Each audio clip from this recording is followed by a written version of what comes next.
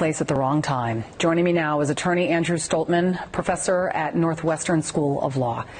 Wrong place, inside their private hotel room. Wrong time, somebody decided to barge in, lie to them that something was wrong with the sink, pulled a knife on him, and he did what I think any father would do, defend his family. My question to you is, in this country, would Scott Hapgood, his actions, be considered self-defense? His actions absolutely would have been considered self-defense, because that's what they were. When you have someone who shows up at the door high on cocaine with a blood alcohol level of 0.18 with a knife in his pocket, and oh, by the way, 3 weeks ago, he had been accused of rape by his ex-girlfriend.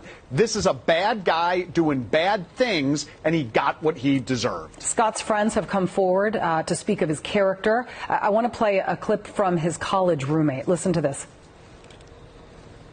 He's an unbelievably ethical, noble, kind, and gentle person. He's the last person that I would expect to be in any kind of trouble or any kind of violent confrontation.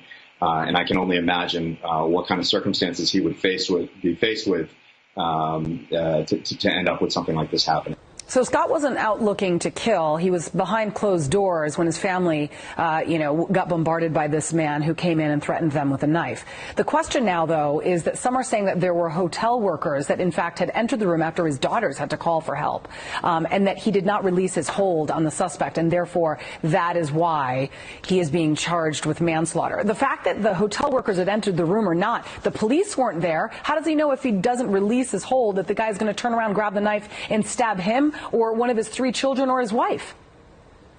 That's it. It took the police 30 minutes to get there. So if I had my kids in the room, there's no question I would stay on this coked up, drunk guy who basically broke into my room until I was certain that the threat was minimized. I mean, you can't criticize him for staying on this guy for too long, given the circumstances, given the country that he was in. And this hotel never should have had him employed in the first place, considering the previous rape allegations against him.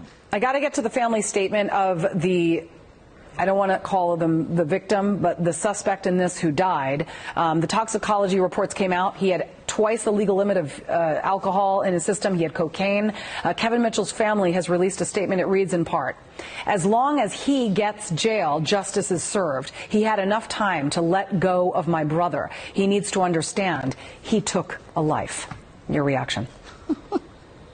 It's kind of like a terrorist who hijacks a plane complaining that the airline company lost his luggage, right? He doesn't get to make that sort of an argument. He was on drugs. He had a knife. He basically broke into this room. He got what he deserved. And I would love to see President Trump get behind this case like he did with A.